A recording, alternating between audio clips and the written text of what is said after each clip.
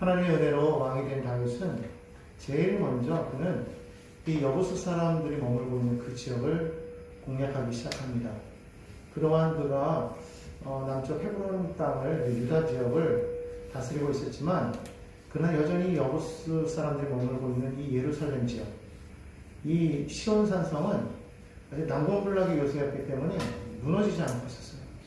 그때까지도 여전히 그 가나안 땅이 완전히 점령되지 않았다는 것입니다. 다윗은 왕이 되자마자 제일 먼저 무엇을 합니까? 그 땅을 공격하기 시작합니다. 마침내 그 땅을 점령해서 빼앗고 그 땅은 이름을 다윗성이라 그렇게 명명합니다. 그리고 나서는 그는 헤브론에 머물지 아니하고 곧바로 성을 옮겨서 이 다윗성을 이 이스라엘의 수도로 삼습니다. 여기에 놀라운 영적인 의미가 있어요. 왜 그렇습니까?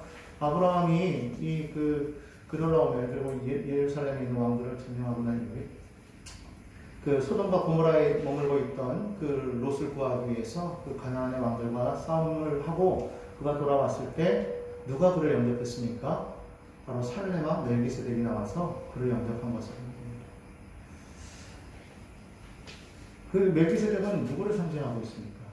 우리가 잘 아는 것처럼 히브리서에 보면 그는 예수 그리스도를 상징하는 것을 알 수가 있어요.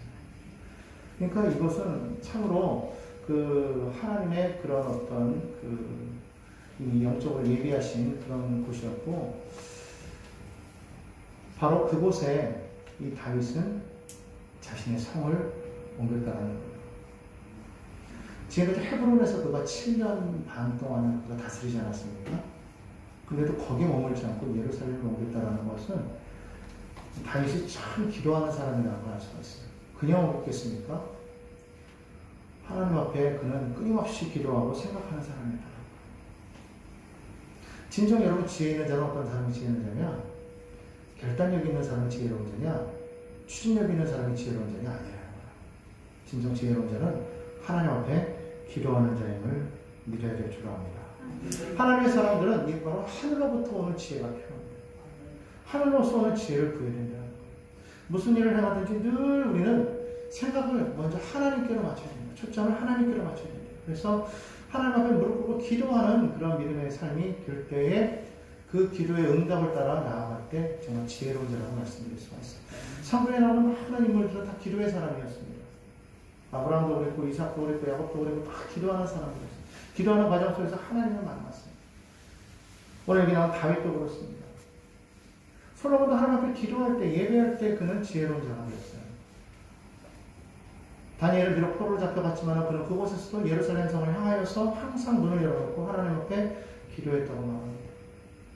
기도하는 자가 돼요. 기도할 때 하나님께서 함께 하시고 하나님의 그 지혜가 임할 때 우리는 이 땅 가운데에서 정말 하나님의 원하는 뜻을 이루어 나갈 수 있다. 우리의 일을 이루어 나가는 것이 기도의 응답이 아닙니다. 하나님의 뜻을 이루어 나가는 것이 기도의 응답입니다. 아멘. 그렇기 때문에 여러분들이 우리가 하나님 앞에 나의 일을 살펴주시옵소서라고 기도하기 전에 먼저 우리는 하나님의 일을 구하는 자가 됩니다. 다윗이 왕이 돼서부터 처음부터 그런 위험을 무릅쓸 이유가 뭐가 있었겠어요? 그런 불구하고 그는 단호하게 그런 이 여부수를 쳐서 그래서 이 성을 무너뜨리는 그런 모습을 우리가 보게 됩니다.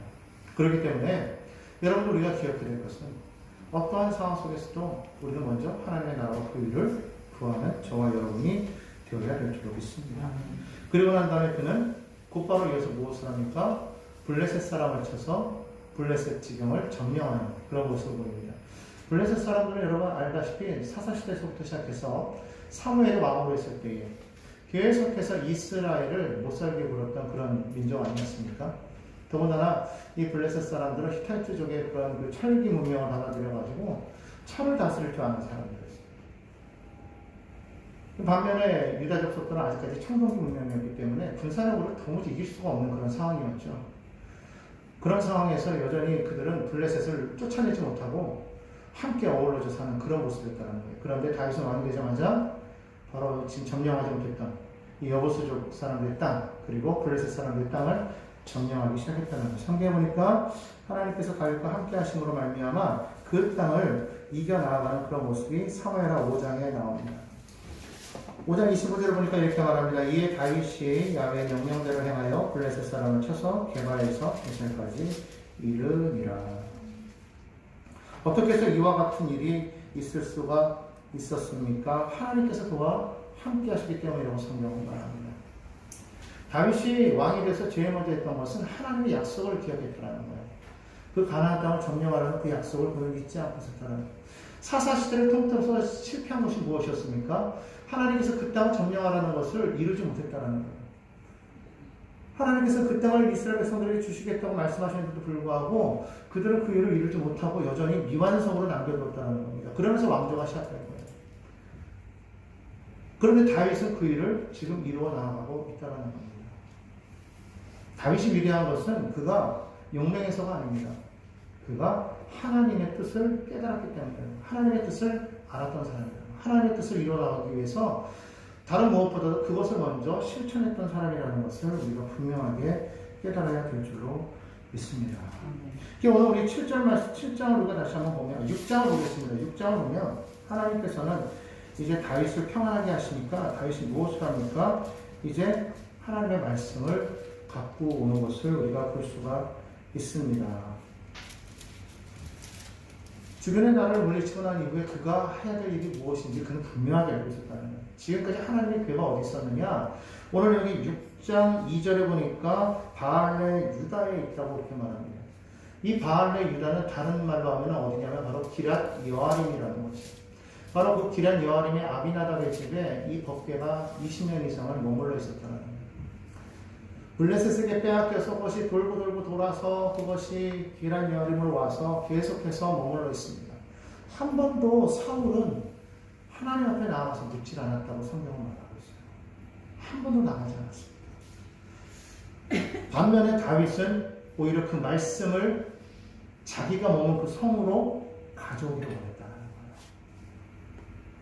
그러니까 성을 딱 구축하고 나니까 제일 먼저 한 게 뭐예요? 말씀을. 그러니까 말씀의 약속을 기억해서 그 말씀을 이루는 데 집중했고 그 말씀 속으로 들어가기를 다윗은 먼저 힘썼다는 거예요. 이것이 사울과의 차이점이에요. 그 사람이 뛰어나냐, 그 사람이 위대하냐, 능력이 있느냐, 그게 문제가 아니라는 거예요. 얼마나 하나님의 말씀을 기억하고 하나님의 말씀대로 순종하며 사느냐, 하나님의 말씀을 가까이 하느냐, 하나님은 그걸 보신다. 여러분, 인생을 하나님께서 계획하신다는 것, 하나님께서 인도하신다는 것을 우리가 알아야 돼요. 사람이 마음으로 그 길을 계획할지라도 그 걸음을 인도하시는 여호와 하나님이시라고 하십니다. 그렇기 때문에 아무리 지혜로운 자라고 할지라도 그 지혜가 하늘껏 높이 올라갈 것 같지만 그러나 무너지고 합니다. 우리는 어디서 보았습니까? 창세기에서 보았어요. 바벨탑을 막 쌓아 올라갑니다. 여러분, 그때 당시에 바벨탑을 쌓는다는 것은 지금으로도 상상할 수 없는 여러분 그런 건축 기술 아닙니까? 지금도 우리는 많은 고대 유물들을 바라보면 야, 도대체 인간이 어떻게 이것을 쌓았을까? 피라밋 같은 경우 보십시오. 도무지 불가능한 거예요. 그런데 그런 역사들을 이루어 나아가는 것이 성경에 보니까 그 이전에 이미 벌써 있었다는 거예요. 훨씬 이전에. 그런데 그와 같은 그런 지혜로 더군다나 언어가 하나가 돼서 통일돼서 막 쌓아 올라갔지만 그러나 하나님께서 개입하시니까 단번에 흩어지는 거예요.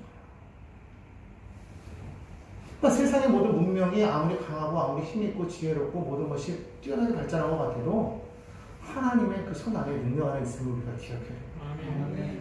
오늘날 우리가 모든 것이 다 발전하고 문명이 발전하고 과학이 발전하고 점점 인공지능 세대로 자꾸 이렇게 바뀌어가면서 모든 것이 정말 두려울 정도로 너무 급속하게 바뀌어가고 있어요. 우리가 상상으로 했던 그런 모습들이 지금 나타나고 있습니다. 그런 것을 바라보면서 우리는 정말 이 과학의 위대함을 이야기합니다. 의술의 위대함을 이야기하죠. 그러면서 우리 점점 무엇을 잊어갑니까? 하나님의 위대하심을 잊어갑니다. 현대 모든 사람들이 너무나도 편하고 너무나도 발달된 이런 상황 속에서 이제는 하나님의 위대함 대신에 무엇을 끼워버린 겁니까? 과학의 위대함, 의술의 위대함, 인간의 위대함을 끼워넣었다는 거예요. 그러니까 점점 많은 젊은이들이 세상으로 나아가는 겁니다. 하나님을 멀리하는 거예요.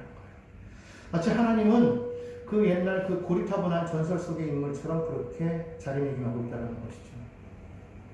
그런데 여러분, 우리는 분명히 기억해야 됩니다. 그 하나님은 지금도 살아계시고 역사하시는 하나님입니다. 아무리 인류의 문명이 발달한다고 할지라도 지금보다 더 100배, 1000배 그렇게 발전한다고 할지라도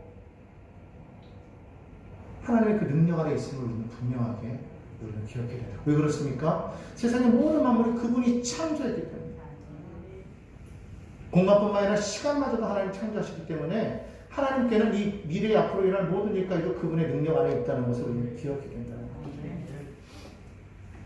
우리는 정말 그런 얘기를 많이 합니다. 시간을 지배하는 자가 그 세상을 지배할 것이다. 왜 그렇습니까? 미래와 현재와 과거로 왔다 갔다 하면서 모든 것을 바꿔나갈 수 있기 때문에. 그래서 시간을 지배하려고, 시간을 정복하려고 그렇게 노력을 하죠. 그러나 여러분 기억해야 됩니다. 시간을 누가 만드셨습니까? 창세기에 보면 시간을 하나님께서 만드셨다. 하나님의 손 안에 있다는 겁니다.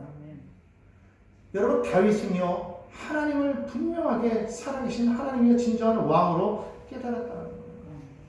그렇기 때문에 그 약속 가운데서 그는 온전히 서서 나아갔다는 그런 위대한 왕이었고, 하나님께서는 그를 높이 세우셨던 것을 여러분 기억해야 될 줄 믿습니다. 그가 힘이 세고 전투에 능히 있기 때문에 전쟁에 이겼던 것이 아니라 하나님께서 어디로 가든지 그를 승리케 하셨다고 성경은 말씀하고 있다는 것입니다. 그가 제일 먼저 무엇을 하냐면 이 말씀을 갖고 온 거예요. 이 아비나답의 집에서 말씀을 갖고 오기를 기뻐합니다. 그걸 위해서 무려 3만 명의 사람을 모으는 거예요. 법궤 하나를 가져오려고 3만 명을 모았어요. 지금도 3만 명이면 어마어마한 숫자예요. 그때 당시에 3만 명은 뭐 지금 상상해도 뭐 엄청난 숫자입니다. 그런 사람들을 뭐 법궤 하나 갖고 오는 거예요. 여러분 다윗의 마음이 보이십니까? 여러분 다윗의 마음이 보여야 돼요. 하나님의 일을 위해서 아낌없이 투자하는 게 다윗의 모습. 최선을 다하는 다윗의 모습. 여러분 우리는 언제 하나님 앞에 이렇게 최선을 다한 적이 있습니까? 하나님 앞에 우리가 정말 열심으로 다하여 하나님 앞에 우리가 나아가면 하나님께서 우리 인생을 책임지십니다. 우리는 하나님을 단지 우리의 삶을 보호하시고 우리의 삶을 온전케 하시는 분으로만 생각해서 자꾸 부리는 종처럼 여길 때가 많았어요. 아니라고 말하지만 그럴 때가 많다. 여러분 우리 하나님은 우리의 종이 아니라 위대하신 왕입니다. 그 하나님을 왕으로 진정으로 섬기는 자를 하나님께서는 높이시는 거예요. 저가 나를 사랑하죠. 내가 저를 높이리라. 하나님께서 우리를 건지시고 높이시는 이유가 뭐예요? 우리가 하나님을 사랑했기 때문이라는 거예요. 우리가 하나님의 이름을 알았기 때문이라는 겁니다.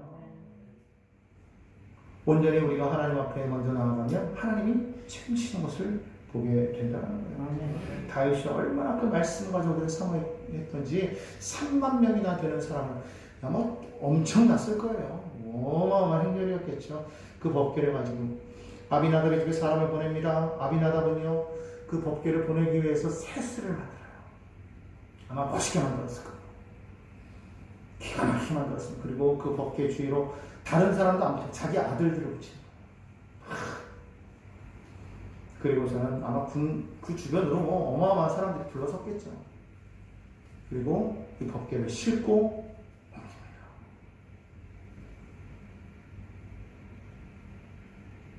그러다가 이 다반의 타작마당에 탁 이르렀을 때 갑자기 소들이 날뛰기 시작합니다. 법궤가 그만 수레에서 흔들려 떨어지려고 합니다. 뒤에서 따라오던 이 우사라는 이 청년이 이걸 보고서 어떻게 합니까? 법궤를 안 떨어뜨리게 하려고 법궤를 손으로 잡습니다. 잘한 일이에요? 못한 일이에요? 잘한 일이죠. 근데 하나님 보시기에는 이게 아니었다는 거예요. 왜일까요? 분명히 성경에는 뭐라고 말씀하고 있습니까? 법궤는 레위의 자손, 그 가운데에서도 고핫 자손이 기둥에 껴서 어깨에 매라고 했어요. 제사장들이 그거를 다 포장을 하면 그러면 이 고핫 자손들이 와서 이것을 그냥 드는 거예요. 그들은 그 역할만 하면 되는 거예요. 레위 자손 아니면, 그러니까 고핫의 자손 아니면 제사장들은 법궤를 낼 수가 있어요. 그 법궤를 어깨에 매우 운반하게끔 되어 있는데 말씀에는 술에 옮겼어요. 왜 그랬을까요? 정성을 다하려고 그랬겠죠. 또 한편으로는 그게 편하잖아. 그렇잖아요. 그게 편하죠. 그리고 안전할 것 같고 쉽고 정성만 다하면 되는데 아니라는 거예요. 정성만 다하는 것을 하나님이 원하시는 게 아니라는 거예요. 너희가 내 말을 아느냐? 내 약속을 기억하느냐? 말씀을 알고 그 말씀대로 행하느냐? 하나님은 그걸 보십니다. 여러분, 우리가 하나님을 알 때 우리가 바르게 알아야 됩니다. 하나님을 믿을 때 우리가 바르게 믿어야 됩니다. 하나님을 내 생각대로, 내 뜻대로, 내 경험대로 지금까지 쌓아왔던 우리 문화대로 하나님을 믿어서는 안 된다는 거예요. 그렇게 우리는 하나님을 알되 힘써 알아야 됩니다. 하나님께서 하시는 그 말씀을 우리가 정확하게 알고 있어요. 그리고 그 말씀대로 우리는 살고 행하려고 노력해야 돼요. 그건 우리가 다 할 수 없으니까 우리 뭐 해야 되는 건가? 기도해야 되는 거예요. 성령님께 구해야 되는 거예요.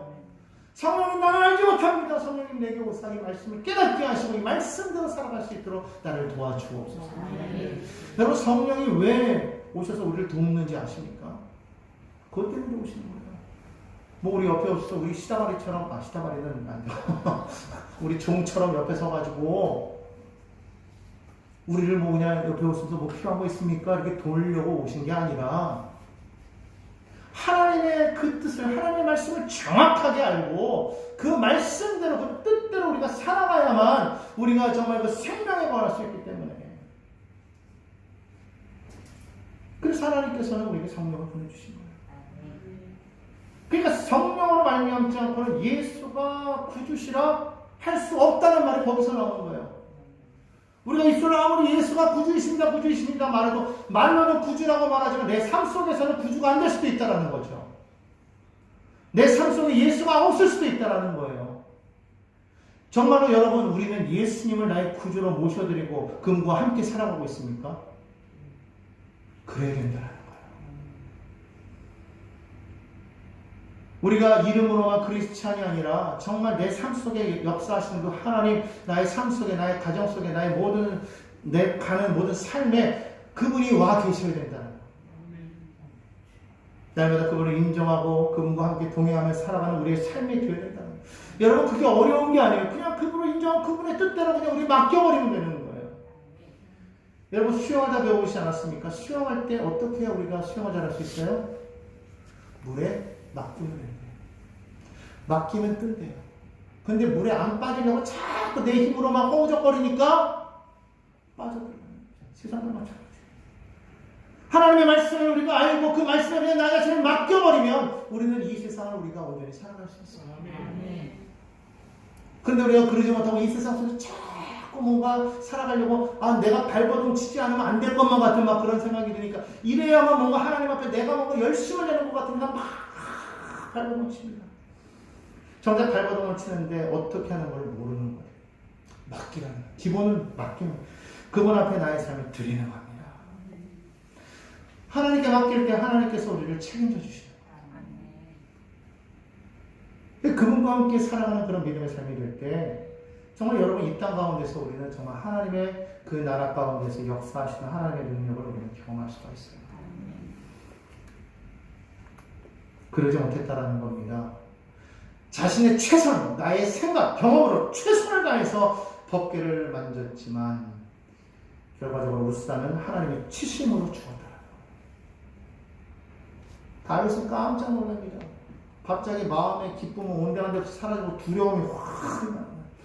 어찌 내가 하나님의 말씀을 내가 감히 하나님 무서운 하나님, 두려운 하나님 멀리하기 시작하는 거예요. 그리고서 말씀을 가드 사람 오베데돔의 집으로 보냅니다. 자기만 두려웠겠어요? 주변의 사람을 다 두려웠을 텐데 오베데돔은 참 대단한 거예요. 순종했다는 거예요. 자기도 두려웠을 텐데 그 말씀을, 그 법궤를 자신의 집으로 옮겨온 거예요. 근데 성경은 뭐라고 말합니까? 6장 11절과 12절 한번 보도록 하겠습니다. 사무엘하 6장 11절과 12절입니다. 제가 읽겠습니다. 여러분 눈으로 따라와 주세요. 야훼의 괴가 가드 사람 오베데돔의 집에 석 달을 있었는데 야훼께서 오베데돔과 그의 온 집에 복을 주시니라. 어떤 사람이 다윗 왕에게 아뢰어 이르되 야훼께서 하나님의 귀로 말미암아 오벳에돔의 집과 그의 모든 소유에 복을 주셨다 한지라.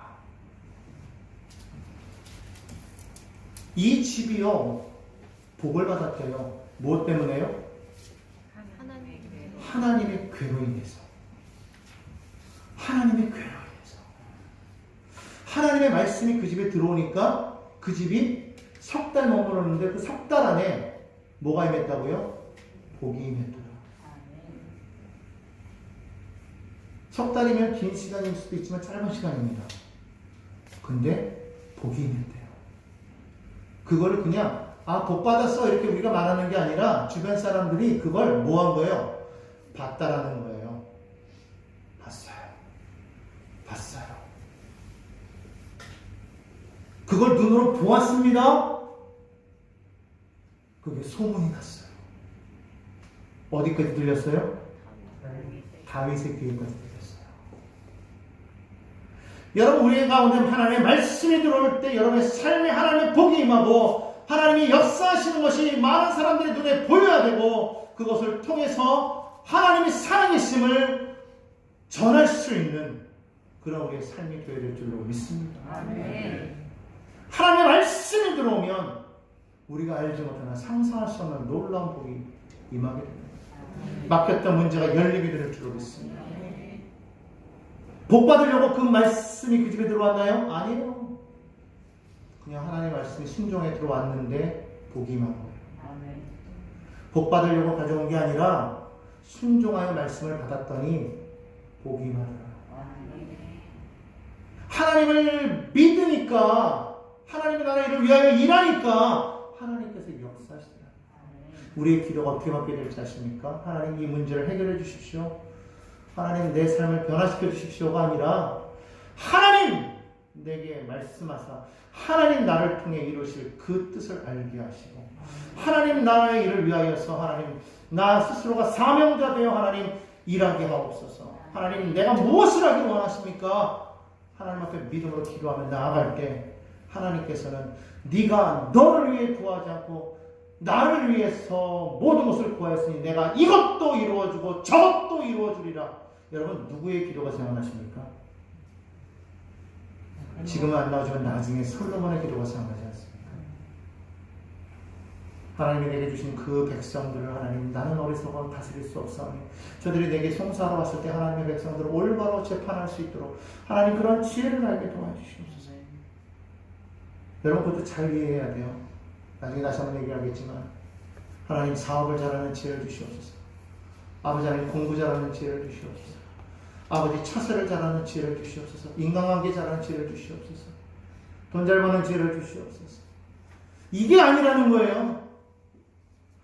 하나님이 내게 맡겨준 이 삶을 어떻게 하면 내가 잘 감당할 수 있겠습니까? 하나님 나는 부족한데 하나님 내게 맡겨준 이 삶을 잘 감당할 수 있도록 내 이 직분 잘 감당할 수 있도록 하나님 나는 할 수 없으나 이 직분 내게 주셨으니 하나님 이 직분 잘 감당할 수 있도록 내게 하나님 지혜를 주사 하나님 나라의 일을 온전히 이루어 나갈 수 있는 저가 되게 하여 주옵소서. 기도할 때 하나님께서 아무개야 내가 너에게 무엇을 주겠냐고 말할 때 너는 너 자신을 위해서 기도한 것이 아니라 나를 위해서 네가 기도했으니 내가 이 기도를 응답할 뿐만 아니라 너가 필요한 구하지도 아니한 모든 것을 내가 너에게 도와여 주겠다. 말씀하시지 않겠습니까? 우리 기도가 받게 되다. 다윗이요 그 모습을 바라보면서 마음에 큰 기쁨이 있습니다. 그리고서 곧바로 무엇합니까? 하나님의 법궤를 가져가는 거예요. 무엇이 잘못된 것을 그는 지 알았어요.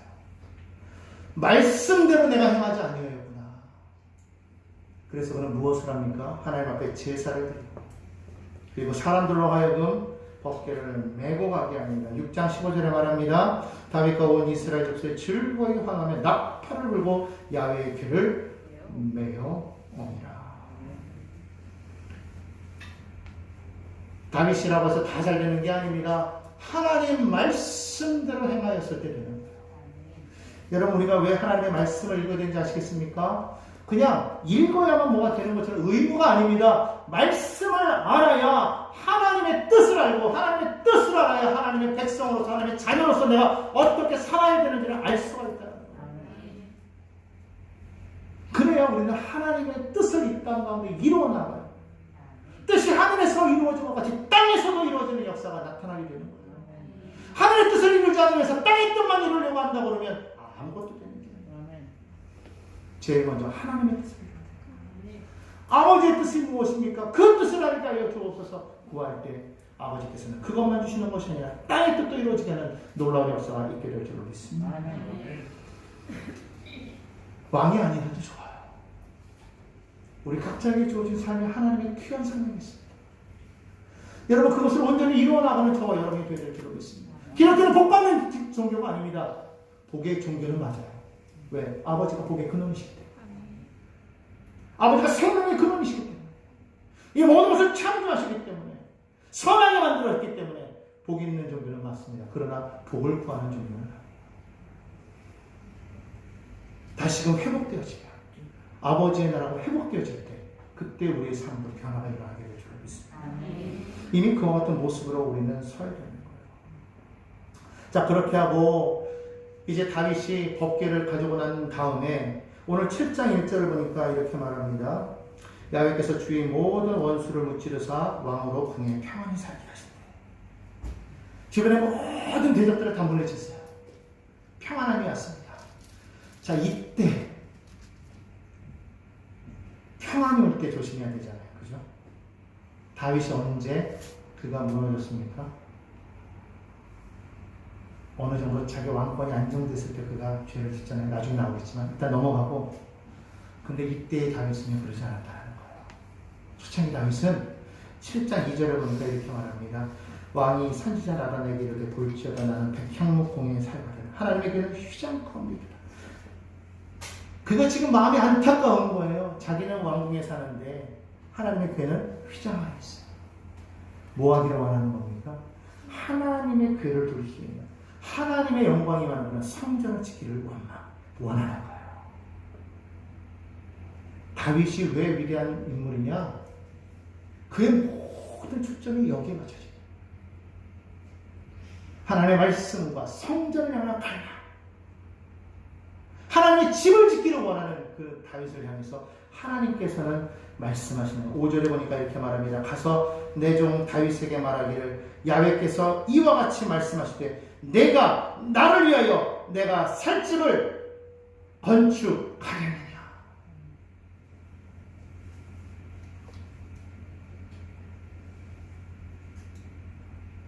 이럴 때 PPT가 나와야 되는 거예요. 내가 나를 위하여 집을 짓겠느냐? 내가 나를 위하여 집을 짓겠느냐? 이스라엘 자손과 더불어 다니는 모든 곳에서 내가 내 백성 이스라엘을 먹이라고 명령한 이스라엘 어느 지파들 가운데 하나에게 내가 말하기를 너에게 어찌하여 나를 위하여 백향목집을 건축하지 아니하냐고 말하였느냐? 그러므로 이제 내 종 다윗에게 이와 같이 말하라. 만군의 여호와께서 이와 같이 말씀하시기를 내가 너를 목장 곧 양을 다른 데서 데려다가 내 백성 이스라엘의 주권자로 삼고 내가 가는 모든 곳에서 내가 너와 함께 있어 내 모든 원수를 내 앞에서 멸하였은즉 땅에서 위대한 자들의 이름같이 내 이름을 위대하게 만들어 주리라. 그러면서 쭉 내려와서 12절부터 보겠습니다. 내 수완이 차서 내 조상들과 함께 누울 때에 내가 내 몸에서 내 씨를 내 뒤에 세워 그의 나라를 견고하게 하리라. 그는 내 이름을 위하여 집을 건축할 것이요 나는 그의 나라 왕위를 영원히 견고하게 하리라. 내가 나를 위하여 집을 짓겠느냐? 여기서 말하는 그 집은 무엇입니까? 유형적인 그 보이는 그 집, 성전을 말하는. 그런데 하나님께서 뭐라고 말씀하시는가요? 아니다! 내가 너를 위하여 집을 짓고 영원하게 하겠다. 그 집이 무엇입니까? 너의 위를 영원하게 하겠다. 너의 가문을 영원하게 하겠다. 너의 왕조를 영원하게 하겠다. 왕권을 영원하게 하겠다. 실제로 여러분 이스라엘이라는 나라는 멸망당합니다. 남북으로 갈라진 후에 주전 722년에 북이스라엘은 아수르에 의해서 멸망당하고 남유다는 586년에 바벨론에 의해서 멸망당해요. 근데 어떻게 왕권이 원합니까? 놀랍게도 우리는 이 이야기를 마태복음으로 가면 우리는 보게 돼요. 마태복음을 한번 보도록 하겠습니다. 마태복음 1장입니다.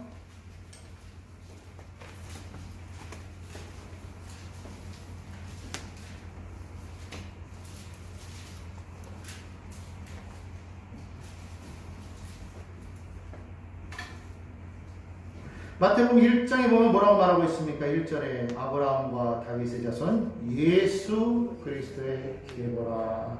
여기서 말하는 이 계보라는 말은 족보를 말하는 거예요. 쭉 내려오다 보니까 6절에 보니까 다윗은 우리아의 아내 솔로몬을 낳고 솔로몬을 로몬을 아벨을 낳고 아벨은 아사를 낳고 아사는 여호사를 낳고 쭉 내려오지 않습니까? 그러면서 11절까지 바벨론으로 사로잡혀갈 때에까지 나오는 이 여기까지 6절로부터 이 11절까지의 이 인물들이 누굽니까? 바로 남유다의 왕들이에요. 왕조가 쭉 이어지고 있습니다. 바벨론으로 잡혀가고 끝난 줄 알았는데 그 후손들이 계속해서 이어져 나아가는 것을 볼 수 있어요. 바벨론에서 포로로 돌아와서 계속적으로 나와서 어디까지 갈까?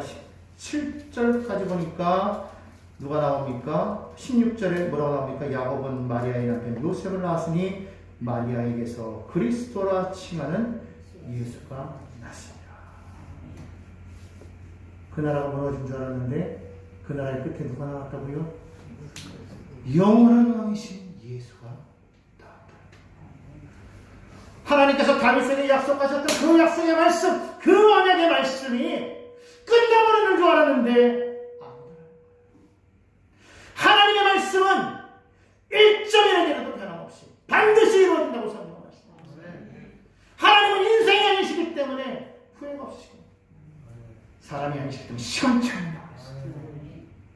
그거 하신 말씀을 반드시 이루시겠다고 선언하셨습니다. 오늘 여러분 그 하나님의 약속의 말씀을 믿으시기를 예수님의 이름으로 축원합니다. 누구든지 내게로 오는 자는 멸망치 않고 영생을 얻게 하리라. 내 목마른 자들아 다 내게로 오라.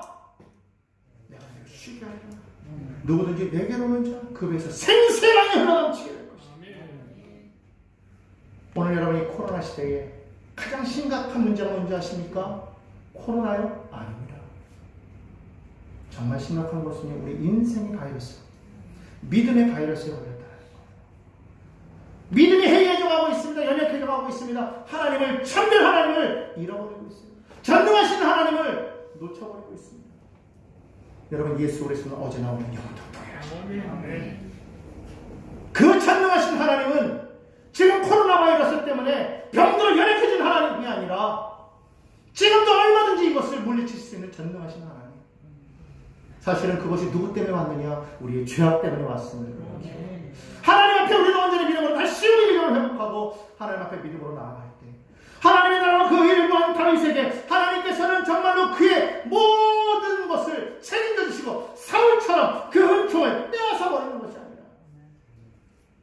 내가 너희 나라가 영원할 것을 내가 보장한다. 여러분, 다윗이 사울과 달라서 특별하게 뭐 잘나서가 아니라 그가 하나님의 말씀을 이렇게 사모하고 하나님의 성전을 이렇게 사모했기 때문이라는 것을 여러분 기억하시기 바랍니다. 우리도 그렇게 될 수 있어요. 하나님을 간절히 사모하고 하나님 앞에 우리가 최선을 다할 때 하나님은 우리의 삶을 책임져 주십니다. 이 약속의 말씀 붙잡고 하나님의 말씀은 반드시 이루어짐을 믿고 끝까지 말씀 붙잡고 살아가는 저와 여러분의 삶이 되기를 예수님의 이름으로 축원합니다.